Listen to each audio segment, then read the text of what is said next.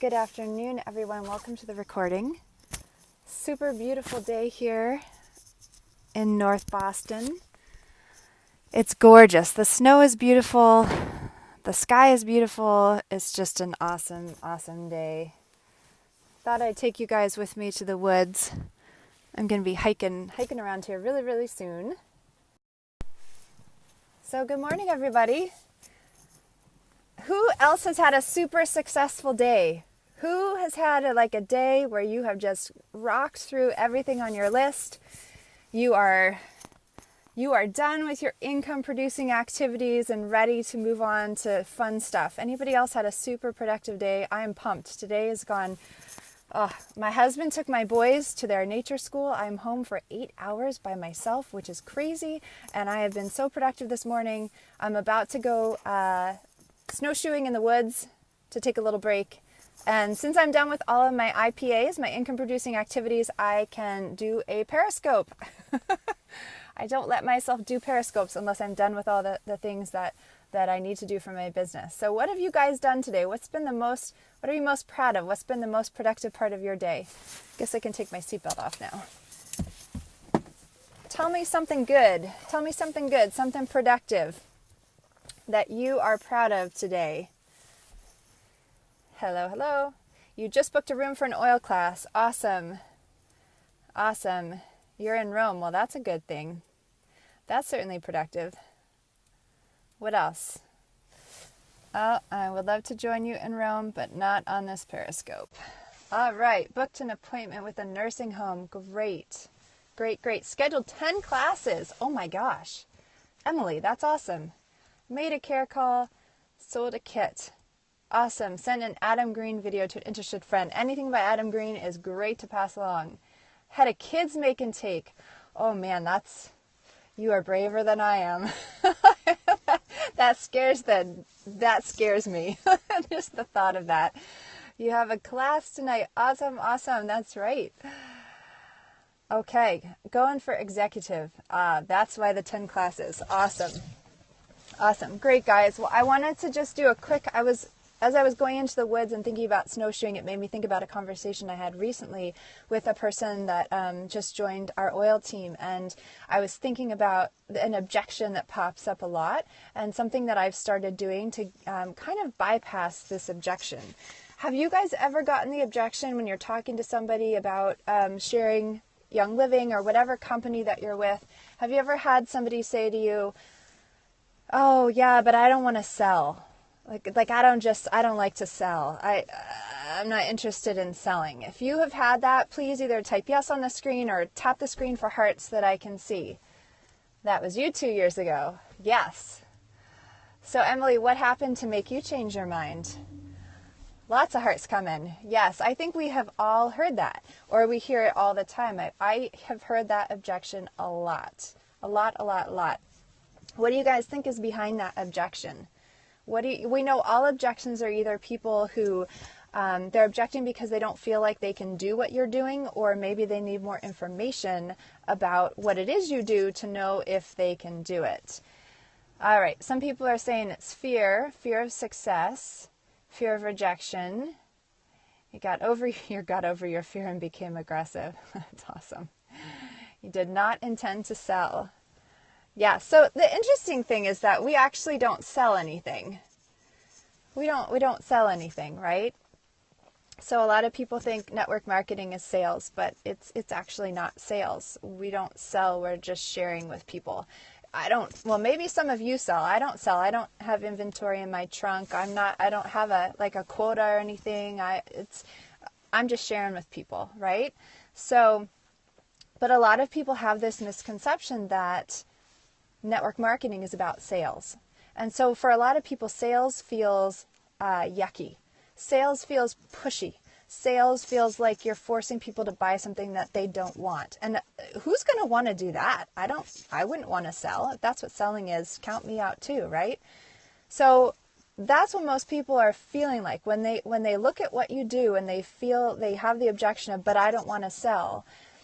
In their mind somewhere, there has been the belief that network marketing means selling. Okay, now it may be something you're doing, it may be nothing you're doing. It's just something that in their mind that selling is mixed in with it all. So most of them aren't going to want to sell, but most people are going to want to help people. Most people are going to want to fill a need for someone or solve a problem for someone or help someone out and have somebody feel really grateful that they were able to help them out. So that's really what we're trying to help people have a shift in, is this mindset around selling, having it feel yucky, people feeling like they're being forced into something. We want to shift it from that over to sharing, helping people, finding solutions, having people be super, super grateful to you for the rest of their life because of something that they shared with you. So how many of you guys would say that your life is better since having discovered your network marketing company? How many of you, tap on the screen for hearts, type in, like, has it benefited your life in a good way? Would you feel like the decision you made to join your network marketing company or use the products has been really positive for you? So I can see by the hearts that most of you guys feel like I do, like it's completely changed your life for the better, right? You wouldn't be on this Periscope if it hadn't. So the challenge is, how do we help people who are just starting out or thinking of starting out, who have this fear of selling? How do we help them move beyond it? Because we know that if they don't move beyond it and they don't actually start building a business, their life will probably not change in all the ways that your life has changed. So I used to approach it this way. I used to say something like, oh, you don't want to sell? That's great, because I don't want to sell either. But you know what? We're not selling. We're just sharing with people. How many of you guys have tried that approach? Just telling someone, oh, we're not selling actually. That's a good thing you don't want to sell. We're just sharing with people. How many of you guys have tried that approach with someone after they give you that selling objection? Anybody tried that? You haven't tried it? Okay. Yes. Those of you who have tried it, how has it worked? When you say to them, oh, that's great, you don't want to sell? Neither do I. So the beautiful thing is you actually don't sell. You're just sharing something you love. Has anybody had good experience with that? Anybody had people who just said, oh, that changes everything for me? All right, that makes me feel better. You tell them it's just a referral. So here's the thing. Here's what I've noticed. I have noticed that even when I say that, it doesn't always shift people's mindset, okay? I have found that if you say to people, oh, but you don't have to sell, you're just sharing something you love with other people, they kind of look at you and they're not really listening to you. You could be saying, wah, wah, wah, wah, wah, wah, just like the Charlie Brown teacher used to say, right? They're not listening to you because you're trying to talk them out of something that they believe. So sometimes people will respond to that. Oh, it's sharing, not selling. But usually they're just like, oh, that's just a different name. Sharing is just a different name for selling, right? They don't understand what it is you're trying to tell them. So there's no shift that happens. And a lot of times the people that I say that to, they still don't want to share because they still look at it as selling. So I've really been looking into this and figuring out, like, what is it that I can do to help get rid of this objection for people, because it's holding them back. It's standing in their way. And I had the same objection too. And it took me like 9 years to get over the fear of network marketing to actually get started. And I don't want people to have to wait 9 years like I did. So whenever there's an objection that pops up again and again, I view it as a challenge for me to figure out how do I work around this objection, especially when it comes up time and time again. So here's what I have tried, and here's what I'm finding super helpful. I'm going to share it with you guys today. This objection to me starts way back in the first conversation that you ever have with somebody. And so one thing that I've started doing is, and I'll share a story with you. So I had a woman call me up 2 weeks ago, and we knew each other. I guess I did a nutrition talk for her marathon group like years ago, like 10, 15 years ago.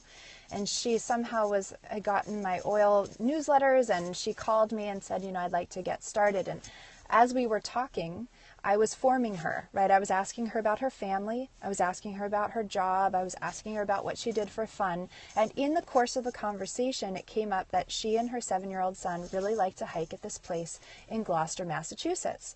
And I said, oh, my boys and I love to hike places. Where is this place that you guys hike?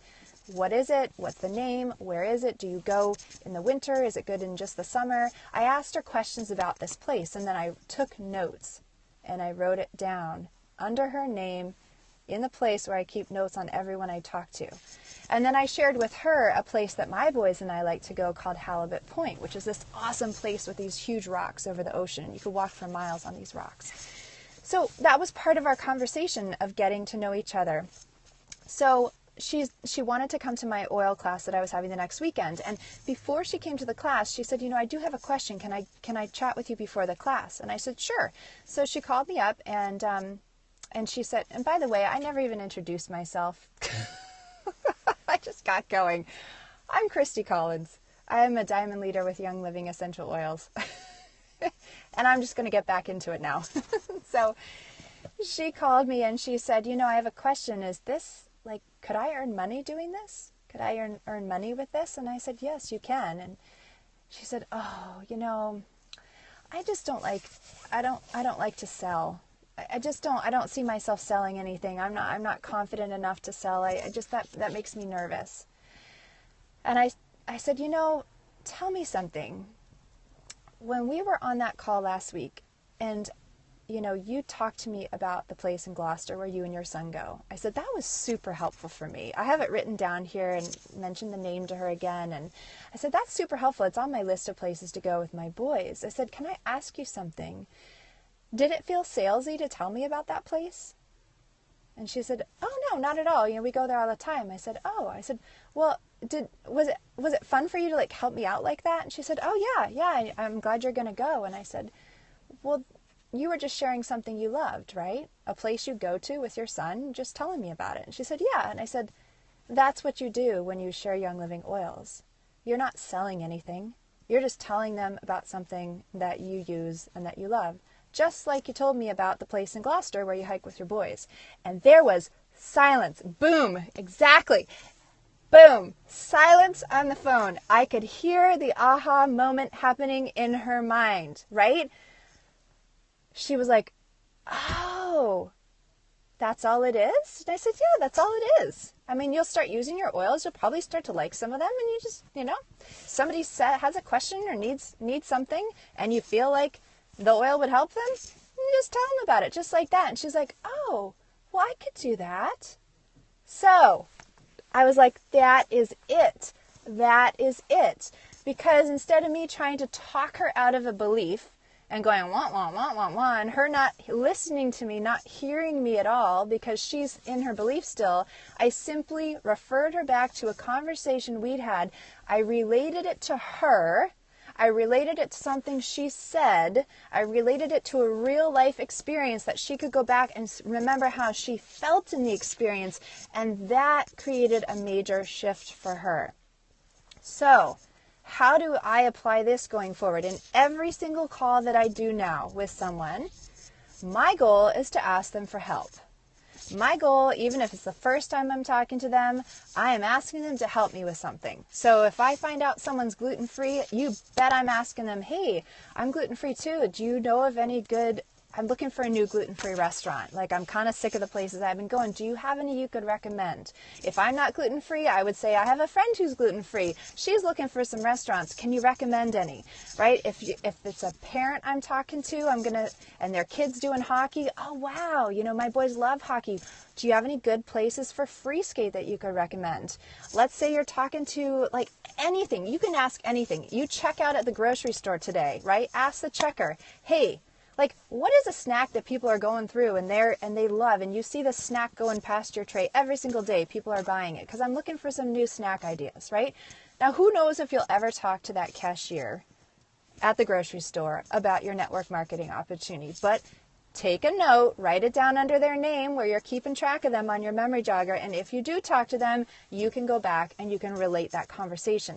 Get in the practice of asking people to help you, give you a recommendation, share something that they love. Because when they do this, if that objection ever comes up, oh, but I don't want to sell, you can say, hey, remember that time we were talking about the gluten-free restaurants and you recommended that place and I've been there 10 times now. That was super helpful. Did that feel like selling to you? No. It was just sharing a place you like, right? Yeah. Well, that's all you do. If you decide to share the oils with people, you're just going to be sharing something that you like. Okay?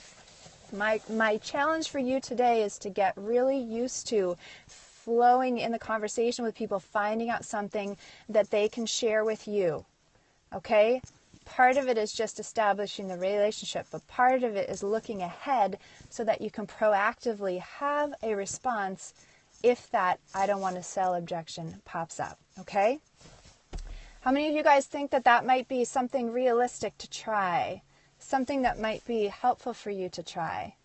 A memory jogger is just a list of all the people you've ever known in your entire life. And that's a list of people that you have there that you can talk with, connect with, get to know, and see if your products or your company would be an opportunity for them. All right. Yeah, I had so much fun figuring that out because I like objections. You can respond to objections and sometimes it just doesn't feel right. Like you're not getting anywhere. And this one, every single time, it has helped people cut through the crap that's keeping them from the confidence of building a network marketing business. So you're not only helping yourself, you're helping that person out tremendously by helping them have that aha moment to see like, wow, I'm already doing this. And it doesn't feel icky, it actually feels great. And I know how to do this. Okay?